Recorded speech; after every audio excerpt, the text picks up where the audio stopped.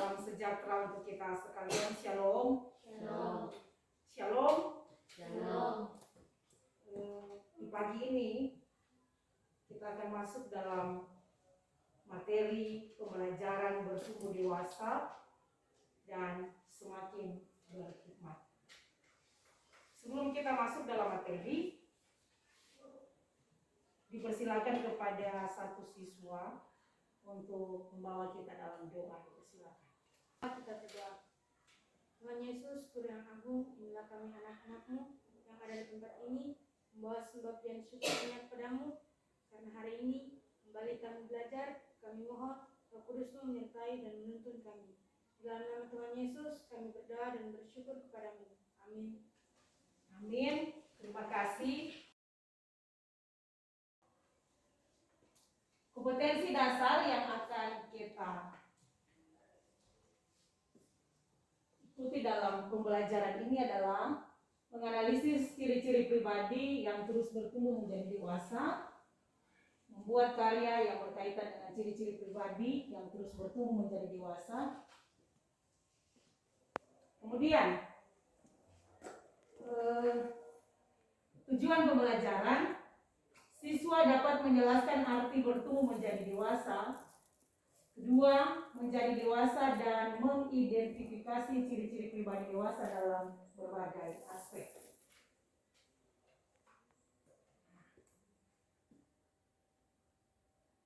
Kalian mengamati gambar yang ada ini. Ini gambar tentang pertumbuhan manusia, mulai dari lahir sampai dengan sudah tua, nenek dan opa. Pengertian bertumbuh dewasa dan berhikmat. Nah, Ibu mau tanya dulu, apa itu dewasa?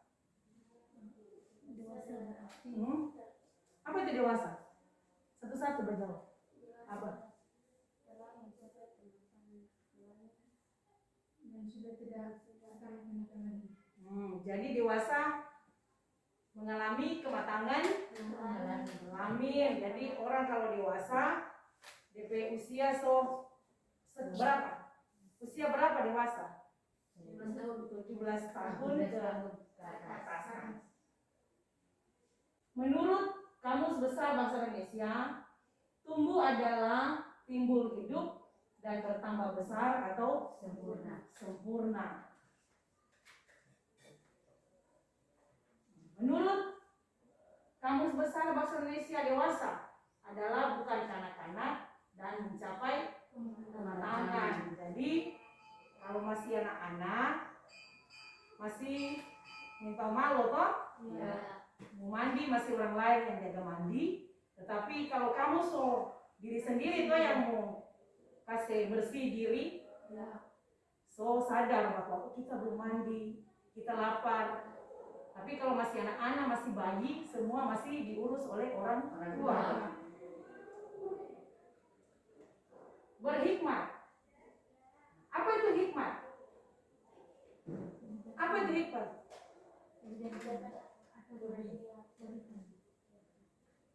Hikmat. Orang kalau berhikmat berarti dia dewasa berpikir dan bertindak. Dia boleh memilah mana yang baik dan mana yang tidak baik. Mana yang harus dia lakukan dan mana yang tidak harus dia lakukan. Diskusi kelompok, Ibu bagi berapa nih? 2 kelompok sini. Anda bertiga, Anda berdua. Silakan Anda diskusikan tentang apa itu aspek fisik, apa itu aspek intelektual atau berpikir, apa itu aspek emosi, aspek sosial, apa itu aspek moral, apa itu aspek spiritual.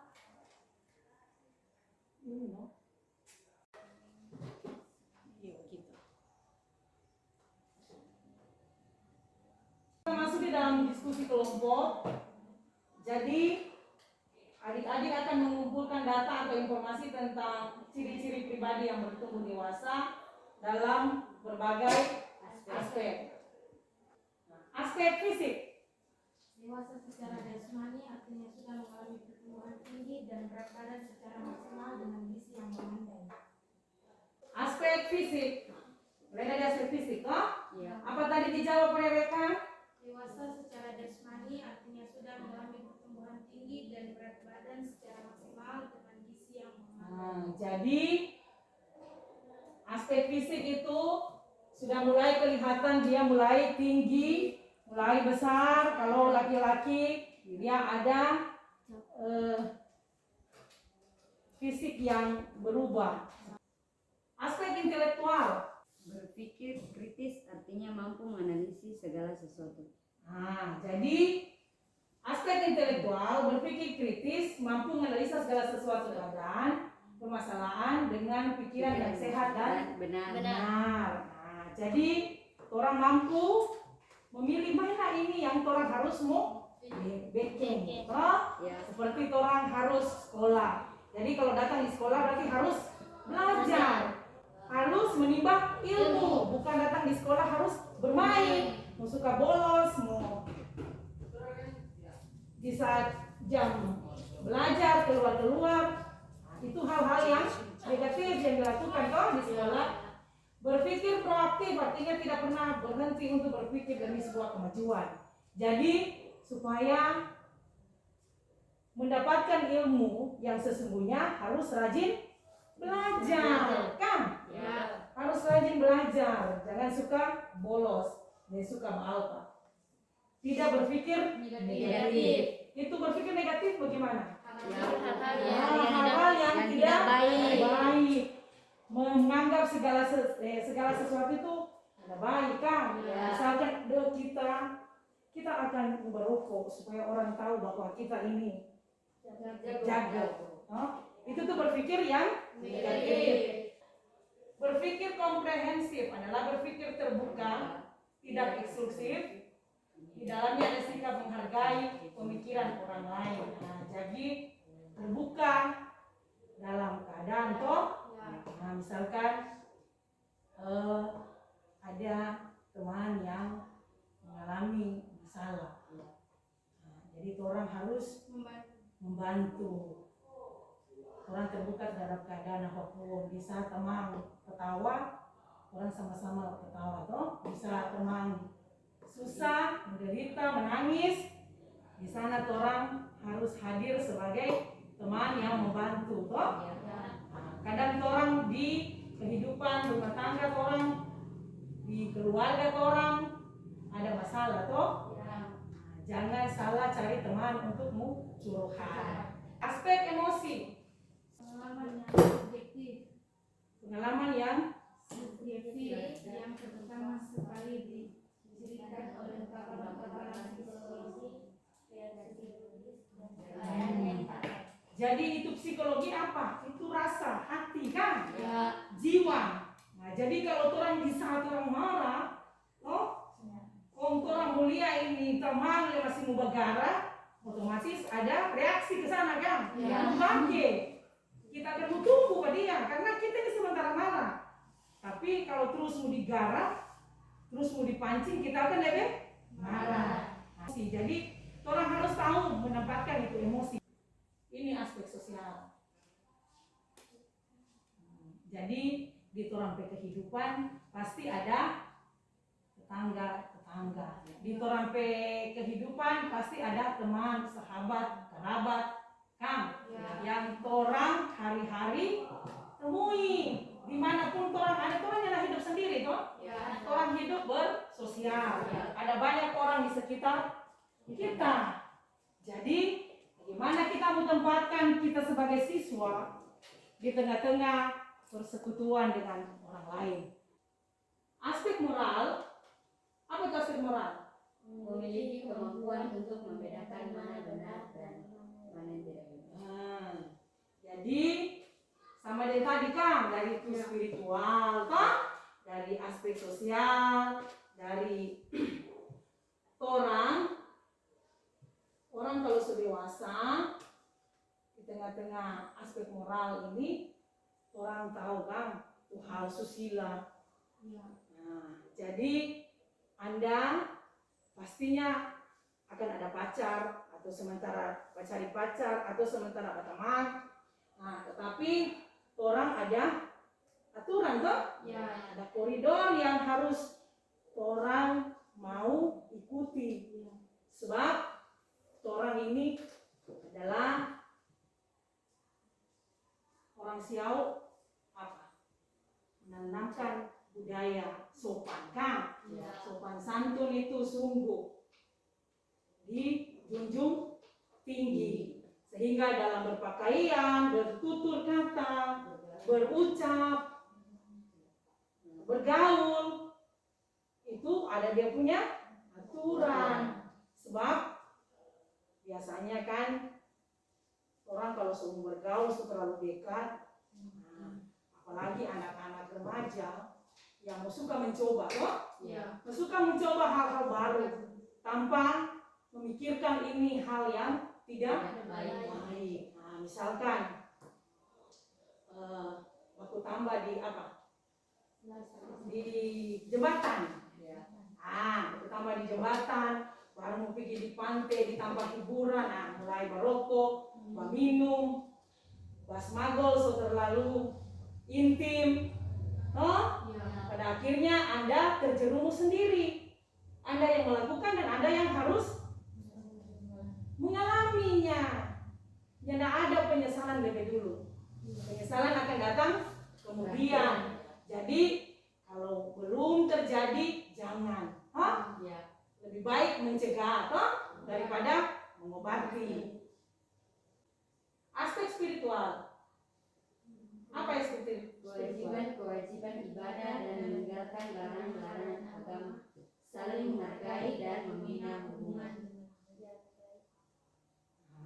Jadi orang harus kuat dalam persekutuan.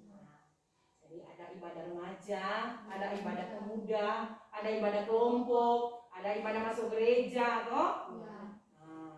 Ada ibadah duka, toh harus ada. Jangan mau datang barang begitu, tetapi bukan datang di tanpa. Yang bersangkutan datang di pondang-pondang ke sana. Jadi orang mampu memberi orang berdiri kepada Tuhan yang merancangkan segala sesuatu. Tetapi orang yang melakukan toh? Jadi apa yang orang lakukan harus berdasarkan aspek spiritual, aspek moral, aspek fisik. Orang harus lihat itu toh? Dewasa dalam segala hal. Berarti dia dewasa berpikir, dewasa bertindak, dan dewasa dalam melakukan segala sesuatu berdasarkan cerminan dari kasih Tuhan kepada kita. Kesimpulannya dari pemaparan kelompok-kelompok tadi, DP kesimpulan seperti ini. Kedewasaan bukanlah sekedar sebuah proses biologis, melainkan juga proses mental, proses psikologis, dan dari Alkitab kita belajar bahwa kedewasaan itu dicirikan oleh kebijaksanaan atau hikmat. Jadi dewasa bukan cuma dia besar, gede, tinggi, berbodi, tetapi dewasa dalam berpikir dan bertindak. Itu tuh baru bilang dewasa is the best. Toh? Itu tuh bilang pemuda yang sungguh luar biasa. Jadi di sekolah ini taburlah hal-hal yang baik supaya Anda menuai kesuksesan. Demikianlah pemaparan materi di saat ini. Sudah mengerti? Sudah. Terima kasih, dan kembali kita akan berdoa, dan mari Ibu minta satu siswa untuk memimpin kita dalam doa. Mari kita berdoa. Terima kasih Tuhan, terima kasih Bapak, karena di mana Engkau telah menuntun jalannya pembelajaran kami saat ini sesuai dengan kehendak. Ya Tuhan, serta kami melakukan seluruh aktivitas kami selanjutnya, kalau Engkau tuntun sertai sampai dengan saat yang pulang. Inilah menjadi doa kami dalam nama Tuhan Yesus, kami berdoa dan bersyukur kepadamu. Amin. Amin. Terima kasih untuk kehadirannya hari ini. Terima kasih untuk pembelajaran kita di hari ini. Dan kita nanti akan berjumpa minggu depan. Tuhan Yesus memberkati kita. Shalom. Shalom.